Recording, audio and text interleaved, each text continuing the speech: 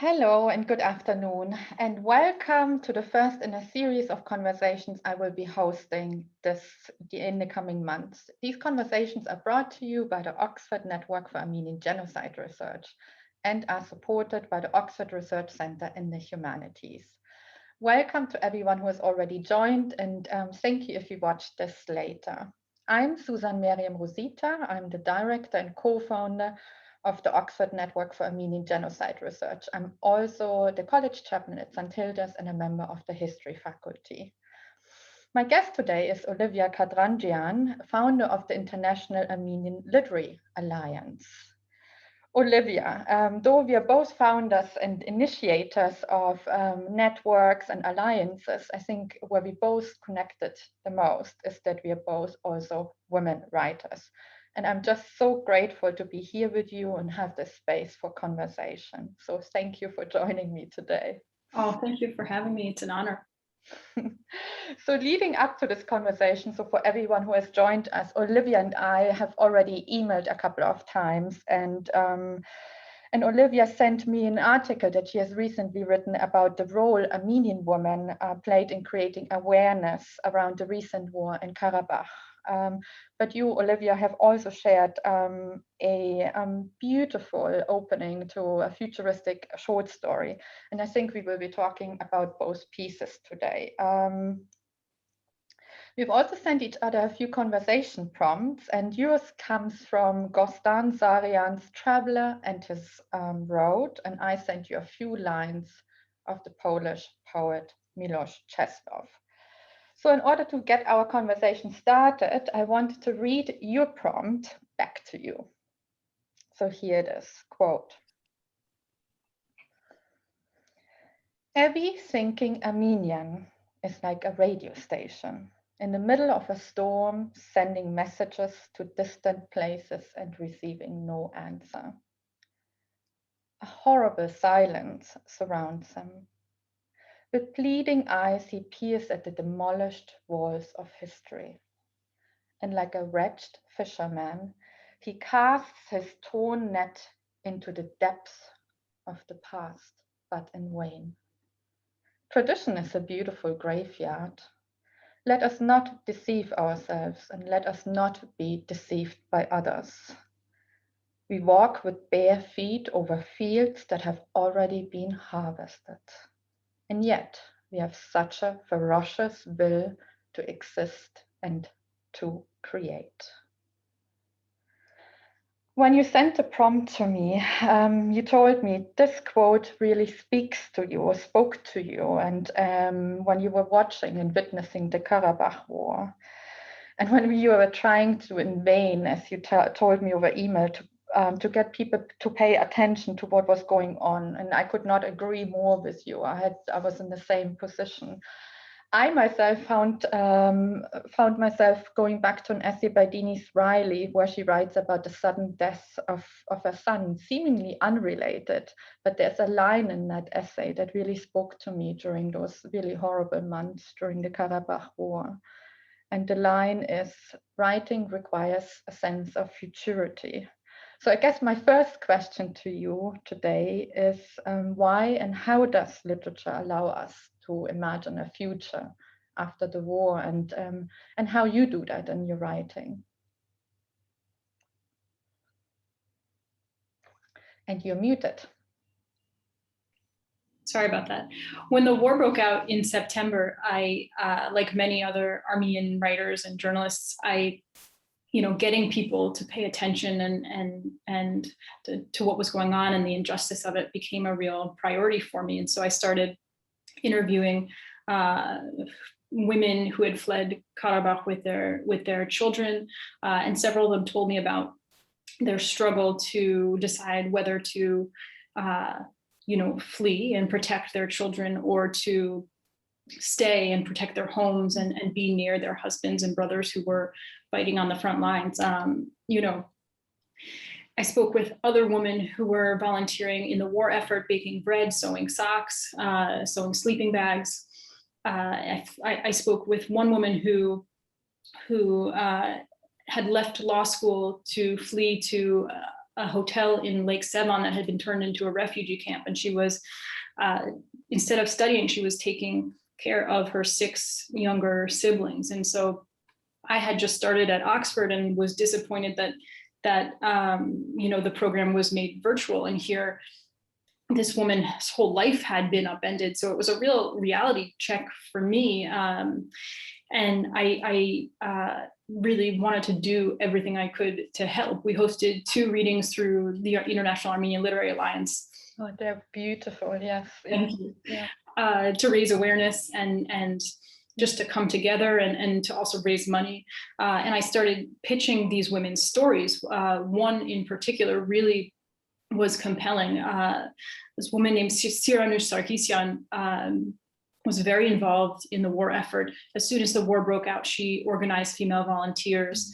And then when the shelling on residential neighborhoods became so intense that it was really dangerous, she fled to Yerevan, where she came up with the women's Artsak's Voice Matters movement, fighting for international organizations to pay attention, to intervene, to do something, and no one would listen. And after the war, she went back and helped people, gain government aid and rebuild. And one thing she told me while she was protesting was that she said, I'll read it to you. They fight for endangered animals, but they won't help our children who are being shelled in their homes. It's like we do not exist. Yeah. And this line really stuck with me, because I had tried to pitch a story on how white phosphorus had been deployed in the primeval forests. And there were photographs of men with horrific burns. And an editor said to me, is there some way you can tie this back to the endangered Persian leopard? And, it was the pitching process of Siranush's story and the role of women in the war was similarly frustrating. One editor told me that I was pitching a subset that no one cared about within a conflict that no one cared about. And a country that no one knows about, basically. No one has ever heard of. And so, it became very clear very quickly that no one wanted to cover this war, and certainly not the role of women in this war. And it was after some 50 emails, and I had sent to 34 outlets, that Miss Magazine got back to me and said, this is a really compelling story. And, it's been so overlooked, and to get that was just to get that acknowledgement was really important. And to be clear, I wasn't looking for another byline. I'm not pursuing journalism, professionally as I once was. I just didn't want to go back to this woman and say, no one cares. So that's, yeah, it reminds me of it's a beaut, and I cannot wait to once it's out, I think it's out in a couple of weeks, to also send the article around. I mean, it's really, there's some really stunning lines in there from the woman and what it means. I mean, the everyday realities of living through something, but also knowing that nobody cares. And it reminds me of a story that many years ago I read in the Zeit magazine in Germany, and there was a journalist who was covering the war in Iraq, and she wanted to cover it through the eyes of women. And she just couldn't pitch the story. Nobody was interested in it, and she was really feeling really bad, because she had promised, to bring the story of those women living in their houses demolished, waiting for their husbands, etc. She wanted to kind of bring that to the attention to the world, and nobody was interested. And so she said nobody wanted to have the story, so she started writing letters with this woman, and then years later those letters got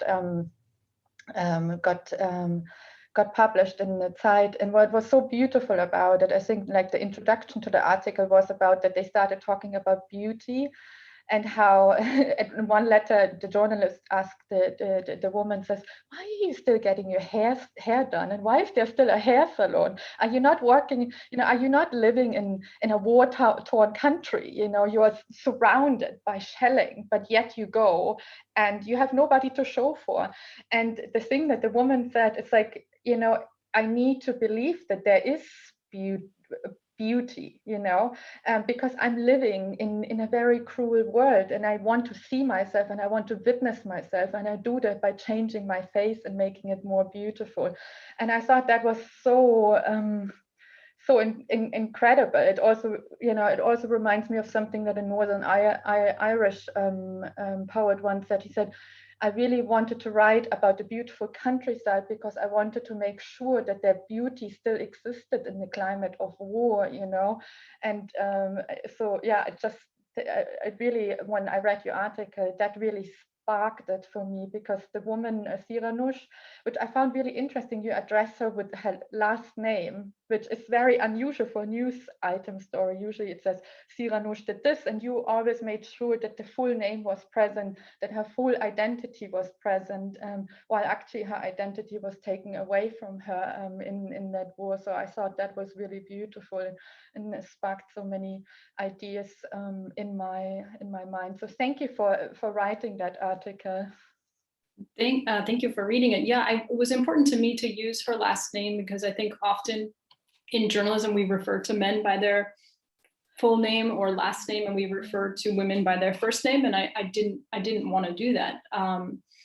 And you know, to get back to your question of how we imagine a future, I think for people in Armenia and Karabakh right now, and for Siranush, it's very difficult to imagine what the future will hold given the political turmoil, and just there's so much uncertainty as to what's going to happen with the region. And so that sort of got me thinking about how to reimagine this in a fictional way, in a way that we can, you know, use to, I started thinking about what kind of world we want to live in, and how can I show that through a fictionalized story inspired by this.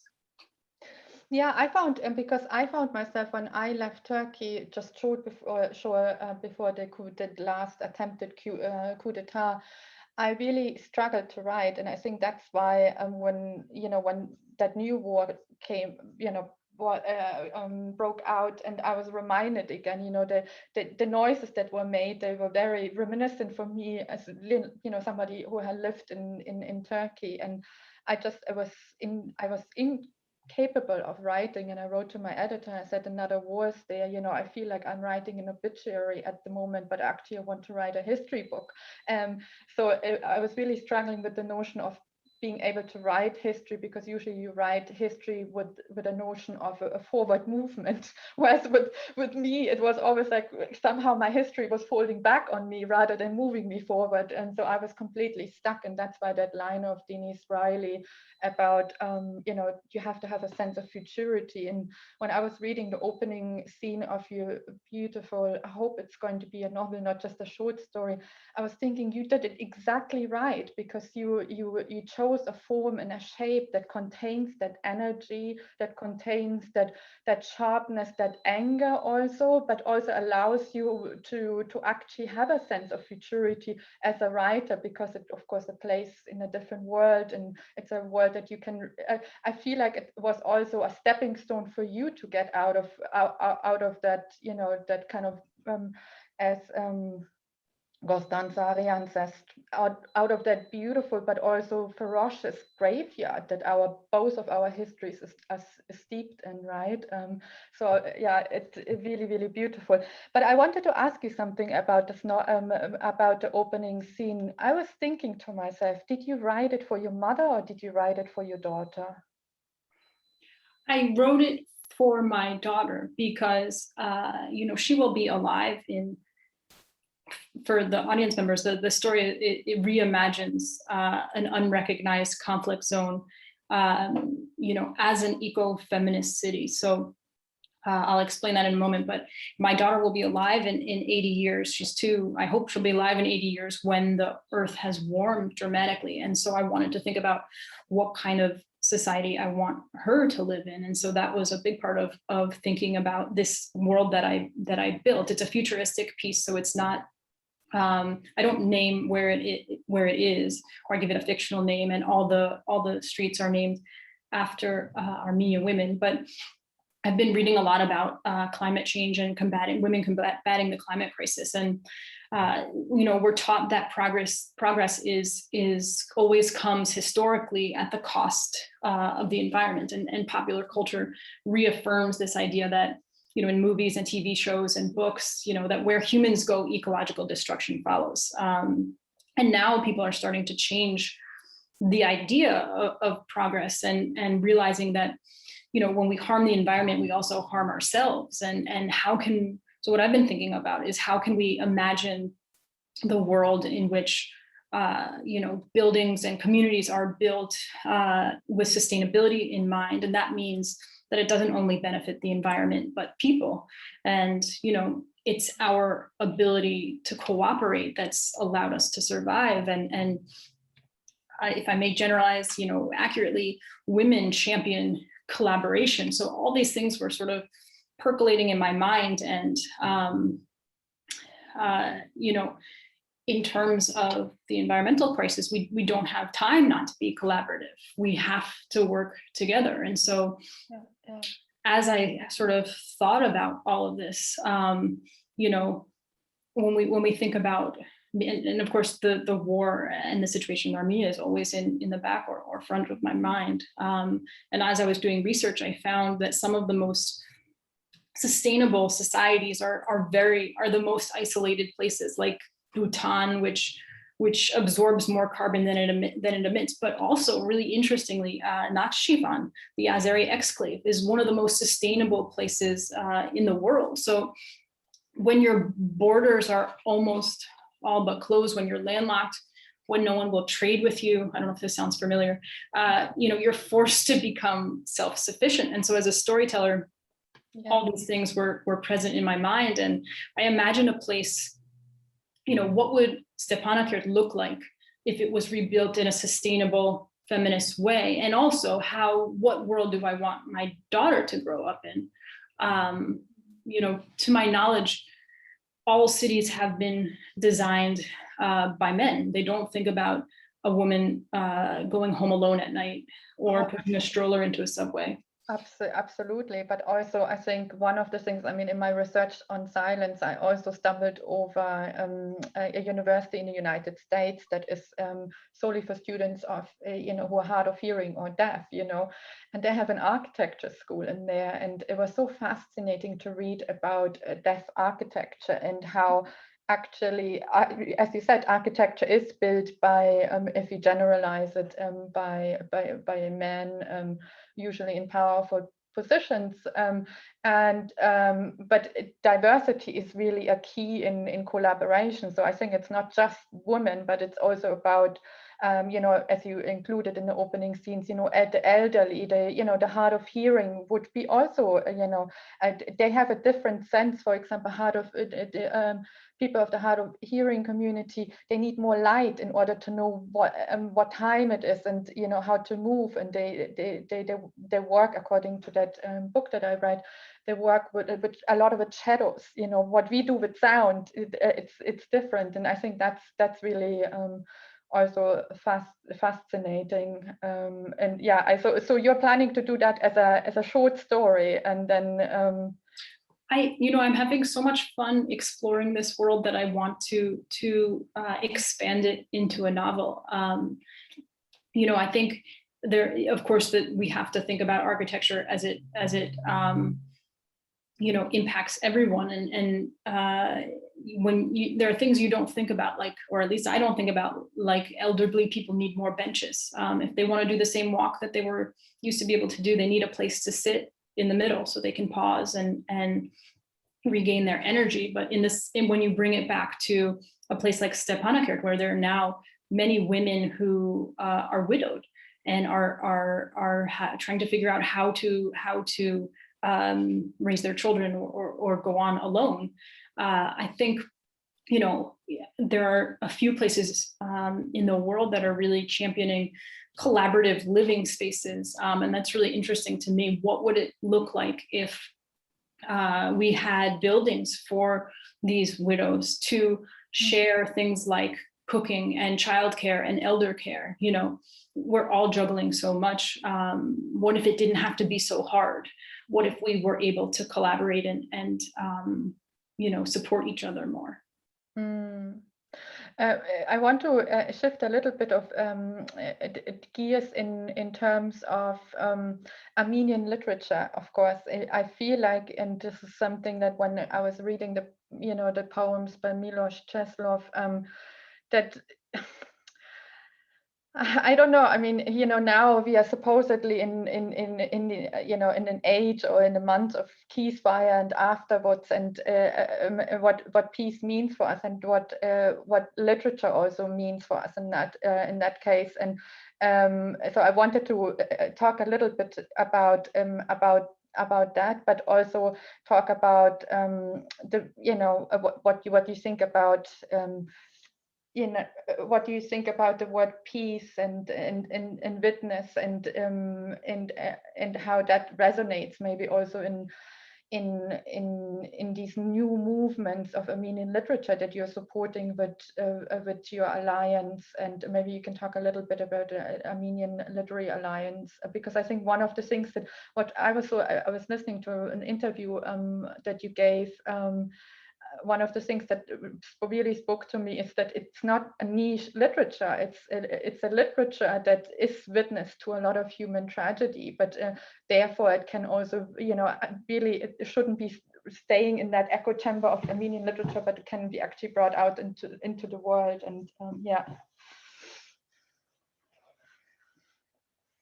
Sorry, historically, you know, Armenian literature has been focused on tragedy and genocide, and I think recently, you know, more and more people are branching. Of course, that's incredibly important, but more and more people are branching out from that. And so, what the International Armenian Literary Alliance is looking to do is celebrate and help to share with a wider audience all the facets of our community, because we are such a diverse community spread out over countless countries. I mean, non-Armenian friends of mine joke that everywhere they go, whether it's Uzbekistan or Bolivia, there's an Armenian. Yeah. So, you know, because of the genocide, people have had such interesting and different trajectories through Lebanon and Syria and France and Egypt. And what do those stories look like? There's such a plethora of stories, but also, you know, within our community, queer stories have been marginalized and are still being marginalized. And so we're looking at how can we celebrate the writers among us who are doing incredible work, but are telling stories that haven't been heard as much as they should be. So I'm really excited about our platform. It's been just wonderful to connect with so many other Armenian writers and you know, share our work with each other, support each other. And without that, it's very difficult to be a writer. It's you know, you struggle with rejection daily. And so what we're looking to do is just think about how you know, writers are telling the stories of our culture, and what would it look like if we supported those writers? What would it look like if we helped each other share our stories?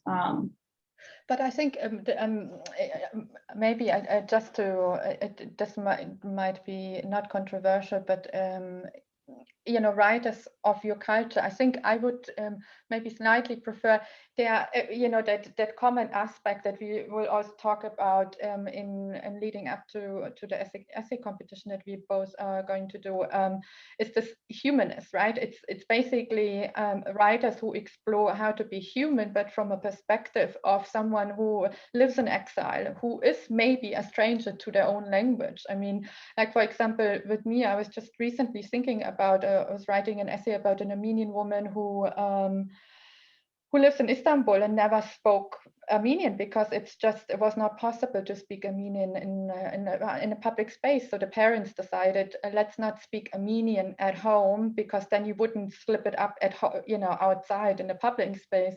And something similar happened to me actually when we moved to Germany. My mom said, okay, no more Turkish, because I don't want you guys to have an accent like the guest workers and be discriminated against, which basically meant just in order to survive in a culture and not be discriminated against Liji, who is now 90, and I, who am nearly 40, we both were kind of robbed of our language. So we could kind of, go with the flow of that culture that we were living in. Hence, you are a stranger and you don't belong to that language anymore, but the language still is in you, right? I mean, and it's so strange, this idea of writing about yourself and about your culture, as you say, but in a language that actually does not belong to it, and things like that. And I think that's probably now also with the many wars that we have around. I mean, this will be also happening to the Syrian communities and to all of the other migrant communities, that you take on a language and you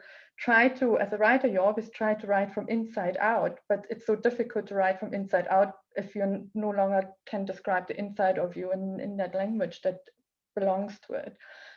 So I wanted to talk a little bit about that the diaspora identities. And I mean, I guess what I'm getting at is, simply put, what do you think why do you think somebody who has no connection to Armenian literature should read it? I mean, what are the points that we can learn about? And literature is always a way of looking at lives lived differently, right? How do those lives look like in the books that you're collecting and promoting? I mean, I think that literature at its heart is just an exploration of what it means to be human across ethnicities and geographies. And so there's, I read a lot of literature from all over, and I don't read it for the specific ethnicity or culture, but just for the quality of the writing, for how much a story grabs me and moves me. And I think a writer's ability to sort of paint a picture of their world is a testament to how you bring a reader into your story. And I think that it's really important for our Armenian writers to build that world, so people can move beyond the sort of ingrained narratives we have in our head of what it means to be Armenian, or what it means to be Azeri or Turkish, and read about who people are as people, as just after this I have to go pick up my daughter from daycare and get her fed and all this, and just the what drives a character forward. I don't think someone should say, of course you can go to literature to learn more about the history and the culture of a people, but I think first you should go because you want to read a good story. Yeah. And there are so many Armenian writers who are writing fantastic stories, and so just as a person and a lover of literature, I would say go and read Armenian books, because there are so many that are so powerful. Yeah. We were. I see the audience. We have a question from the audience, and this is also my prompt for you. Thank you, Sheila, for writing in. My prompt for everyone else: if you wanted to ask questions, please put them into the question answer box, and I try to read them to Olivia. Our first question is: this is a great topic. I'm interested in how Armenians consider the work of diasporian Armenians. Are there any topics that the latter should steer clear of? Are there any topics that the Armenians living in diaspora should not be writing about, is the question. I think, the question of authenticity is really important in writing. To be clear, I'm an Armenian who grew up in New Jersey. I've been to Armenia, I've lived in Armenia, but I don't even speak Armenian. And so, what right do what stories do I have the right to tell? It's something that I think about a lot. And I think as a journalist, someone with a background in fact checking and making sure I get a story factually correct, I think you can write the stories you want to tell. as long as you do your homework and you make sure that you are building a world that rings true. This reminds me of the prompt that I sent to you. Shall I read it from the Polish poet Miloš Česlov, who wrote exactly about that, actually. Let me read it. So, quote, "Literature is born out of a desire to be truthful, not to hide anything, and not to present oneself as somebody else. Yet when you write, there are certain obligations, what I call laws of form. You cannot tell everything." So I think it's a really beautiful statement about how the shape that you're choosing, like in your case, the futuristic novel that you're going to write, the form that you're choosing is containing that energy and lets you tell this. Or what do you have to say about the quote? I really love that sentence. Do you mind reading it one more time? Mm-hmm. "Literature is born out of the desire to be truthful, not to hide anything, and not to present oneself as somebody else. Yet when you write, there are certain obligations, what I call laws of form. You cannot tell everything." It's a beautiful quote, and I think it holds true whether you're writing futuristic fiction. I'm writing about a place, I'm building a world that doesn't exist, or if you're writing historical fiction, which I've done. You have a responsibility to be truthful, but what that means is different for everyone. What that can mean for some writers, I think, is just, again, exploring this question of what it means to be human. And if you're writing science fiction and going to Mars, a person can still have these internal struggles that you in Oxford or someone in China may connect with. And so yeah, I think we all have that responsibility to tell the stories we think are meaningful and impactful.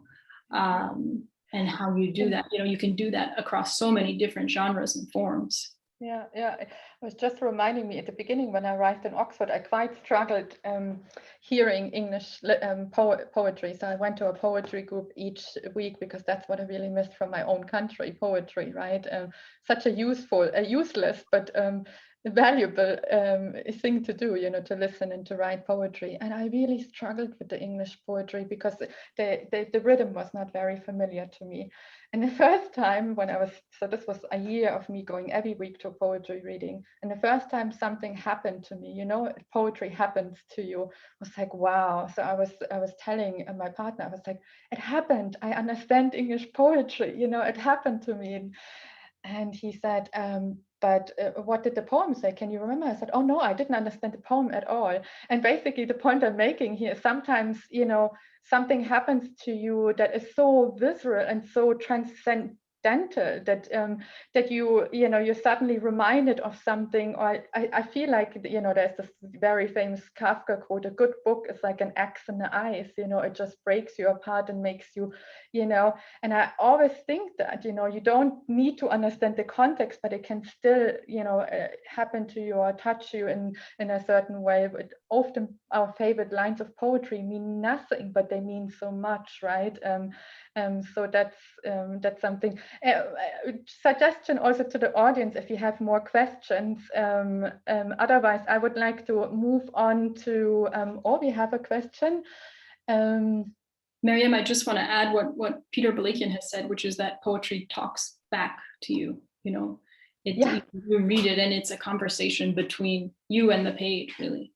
Absolutely. And I have recently, we read poetry here at Torch, and I chose one of his poems, and there's a line there where he says, what does it mean to look at something, And that line just stayed with me. And then I was meeting one of our history students, and we talked an hour about that line. What does it mean that, when you travel and you witness something? And this is actually something that I wanted to ask you too, that we watched war on television. Our eyes were there, but our bodies were not there. And that disruption, I think, was so difficult for me. And I found myself again in that line of his where he describes going to Turkey and looking at something. And what does it mean to look at something? I think that's, of course, Susan Sontag also writes about it. But I want to we have quite a few questions. So let me ask the one from, thank you, Elena Arbo.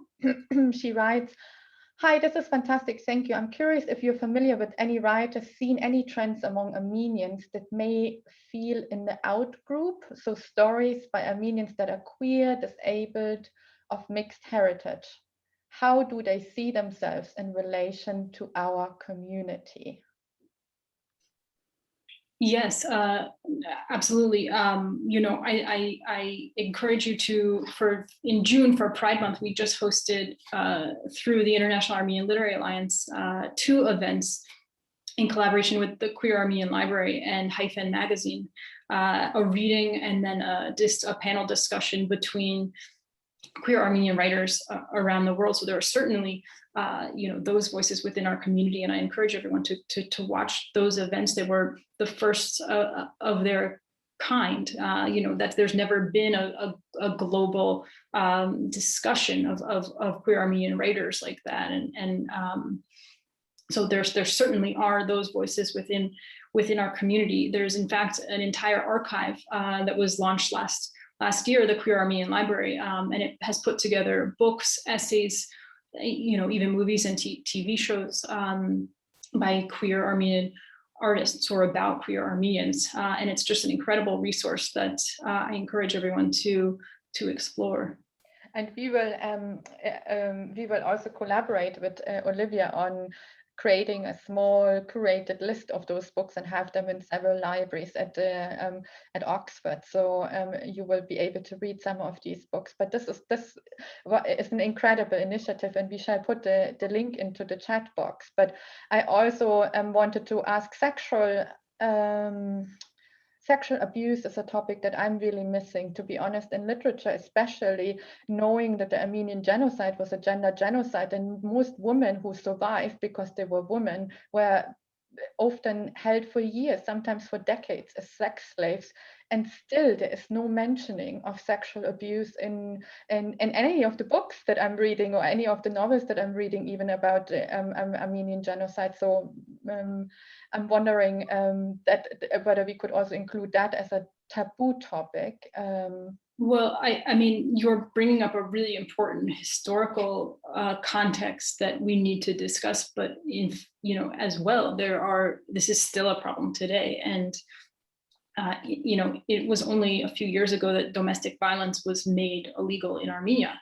And there are organizations like the Women's Resource Center that are doing incredible work to help women who have been abused, and they're creating places for them to live and learn, skills and how do we, I think a question that we all need to sort of ask ourselves when we're thinking about what we want to write about, how do we get these women's stories out so that when it's time for legislation, people know about this, because it's still going on and it's horrific.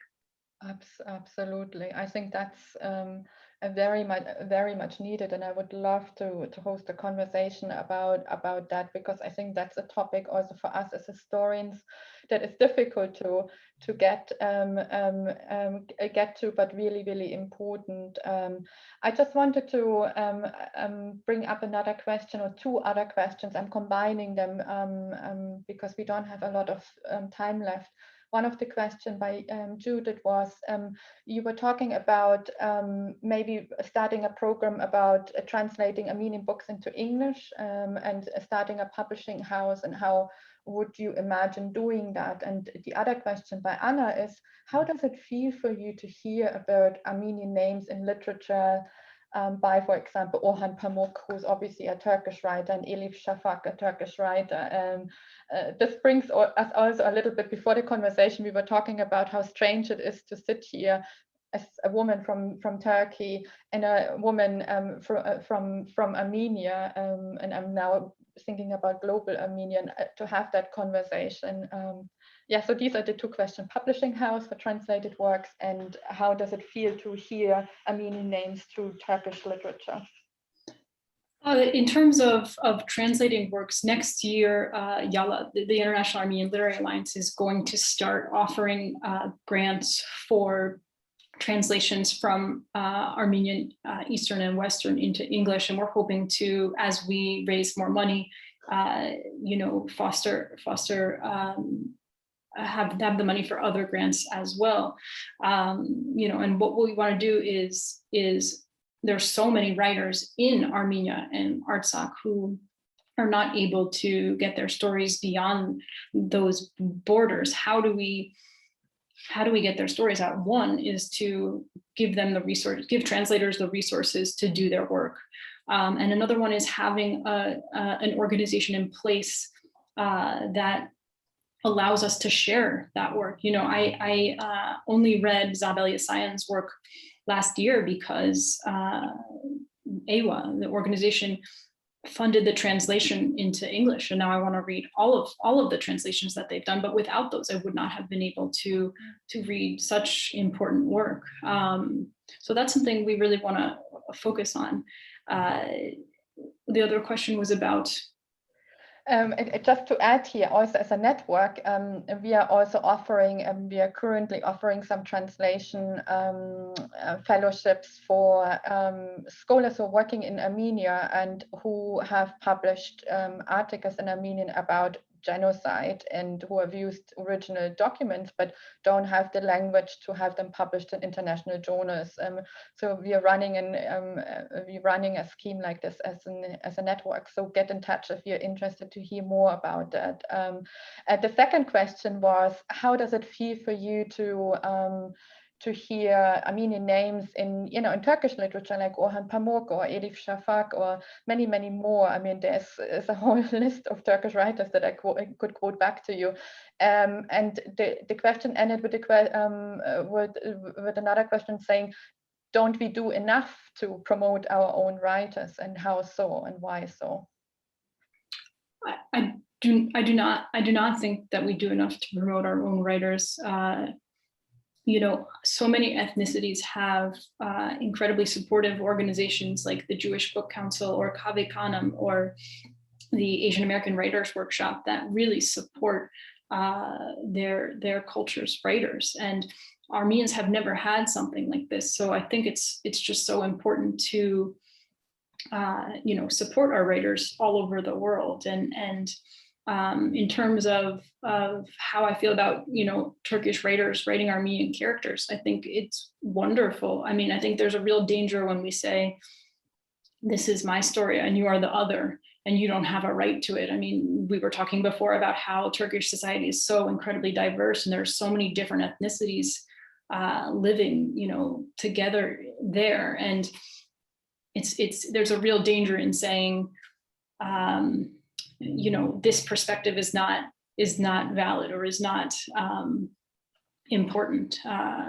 So when I read The Bastard of Istanbul or Orhan Pamuk's work, it's wonderful to see yourself in other people's stories.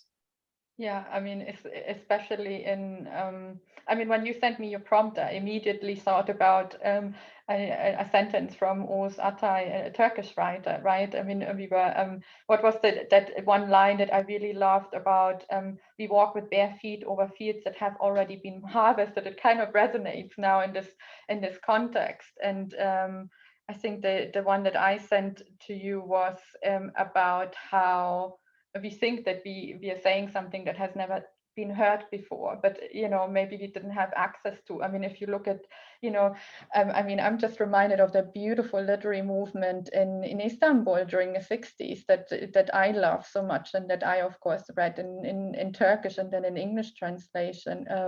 So it's really I think that saying we walk with bare feet over fields that have already been harvested, but that doesn't mean that we can't really put the seeds in and harvest again, right? It's just each generation has to find their own language. And sometimes maybe with Turkish literature, if I look at some of the other writings, there might be this otherization of Armenians, but it's important that we know that, and we know that where the literature comes from and where it's being able to go to.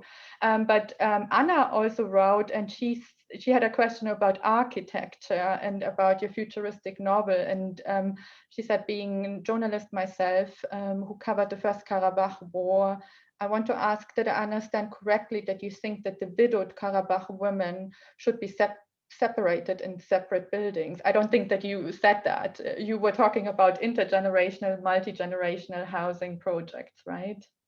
Yes, but so what I was saying was, what if there was the option, not that we should take people and isolate them and force them to go into a certain building, but what if there was the option for people who needed support to live together in a collective, and not only widowed women, but all people who feel like they want to live collectively. And so, yes, to be clear, my story is not specifically in Karabakh, but it's inspired by that conflict in that place. And now I want to come to the essay competition that we are launching together. And actually, this is the first time that we are going to talk about it. And it is a bit inspired by the work that you have been doing in Karabakh. In our first conversation, when we finally met after a year online, and we both were struck by how important the ordinary is that we talked about earlier in the conversation. And I was struck by an article that was published at The Nation at the very beginning of the Karabakh War by Vigen Beberian, who basically talked about the war and what a peace is possible, and then guided us to an article by Georges Perec, the article is called Infraordinary. And I wanted to read the beginning of that article, and I think you have also a quote from that article, and then we can talk a little bit about our essay competition to conclude. It feels like it just has been a minute, but we have been talking for 45 minutes. So this is the segment where we talk about our essay competition, and I will read you the very beginning of Georges Perec's 1973 essay, The Infraordinary. And here he writes: "What speaks to us seemingly is always the big event, the untoward, the extraordinary, the front page splash. The banner headlines: railway trains only begin to exist when they are derailed. And the more passengers that are killed, the more trains exist," he says. Yes, so Georges Perec was the son of Polish Jews. Both his parents were killed in World War II. And so he had firsthand experience of how violence can absolutely tear apart your daily, trivial acts. And so what we're looking to gather are stories, essays of, that look at how you can elevate the ordinary into something compelling. We're pushing people to notice what's around them, which I think is important at a time when we're so focused on our devices, but also at a time, when there is so much hate in the world. Peace is only possible when both sides acknowledge their enemy's right to trivial habits, like heaping teaspoons of sugar in your coffee. And so what we are looking for, really, we're asking, what makes you a human being? Because if, as I said to Meryem before, I'm the descendant of Armenian genocide survivors. I've heard stories of the Turks since I was a child. Meryem is Turkish, but she's also a woman who loves to garden like me. She's a woman who loves to read like me. She's a woman who lives thousands of miles from her family and misses them like me. And so, these are the small things that make a person a human being. And if we can see these things and make art out of them, maybe we can move beyond the preconceived notions we have of each other, the narratives that are so ingrained in our heads. And I think this is also the first thing that happens when you when tragedy happens to you. The ordinary is away, right? You no longer have that luxury of, as Georges says in the article, to count your teaspoons. And he says, to describe your street, because the street is no longer there. And there's something I interviewed my father's generation had to leave Turkey during one of the coups d'etats in our country. And one of the things I always started a conversation with was, what did you eat and what did you cook last, you know, when you had to leave your country? And I asked that a friend of mine in Syria too, and he still remembers the pot of rice standing when he left the home. And somehow that pot of rice is that bit of hope, that bit of ordinariness that he left behind while you know, embarking in a life that is extraordinary. And a life that is extraordinary is always a life that you haven't imagined to have, right?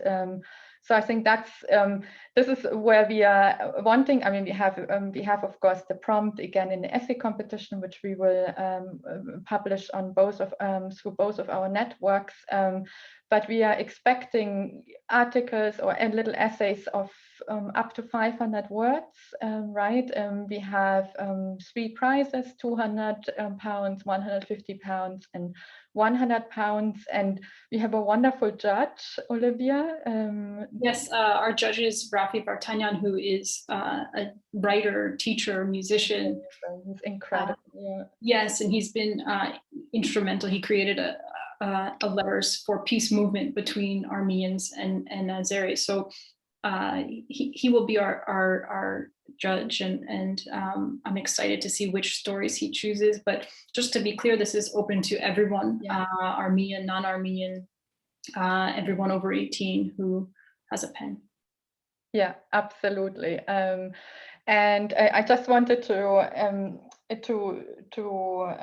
finish off, just read the last bit of that essay, and then also what we are planning for the next conversation is basically inviting the winners of the essay competition and have again a conversation about what the ordinary means to us in this really in these vulnerable and difficult times that we are all living in. I mean, I was just reminded that now during the pandemic, of course, we all know what it means to live in diaspora from each other, right? To live in exile, and how the ordinary things for us suddenly became so important, you know, and how our homes became so important. And I think the essay competition is a way for us to describe that, honor that, and embrace that as well. These teaspoons and all of the other things that have kept us alive, our streets, our neighbors, our sourdough starters and gardens. So this is the last bit of the essay, but thank you so much for joining in, and please email us if you need to know anything, and hopefully Olivia and I can come back again and maybe invite another writer and continue these conversations. So let me thank Olivia, and we will finish this event with the last few lines of this incredible French philosopher that everyone should know about, Georges Perec. Thank you, Meryem. So he writes, "We live, true, we breathe, true, we walk, we open doors, we go downstairs. We sit at a table in order to eat, we lay down on a bed in order to sleep. How, why, where, when, why? Describe your street, describe another street, compare, make an inventory of your pockets, of your bag. Ask yourself about the provenance, the use, what will become of each of the objects that you take out of your bag. Question your teaspoons. What's there under your wallpaper? How many movements does it take to dial a phone number? And why don't you find cigarettes in grocery stores anymore? Why not? Thank you all. Thank you so much, Meryem. It's been a pleasure.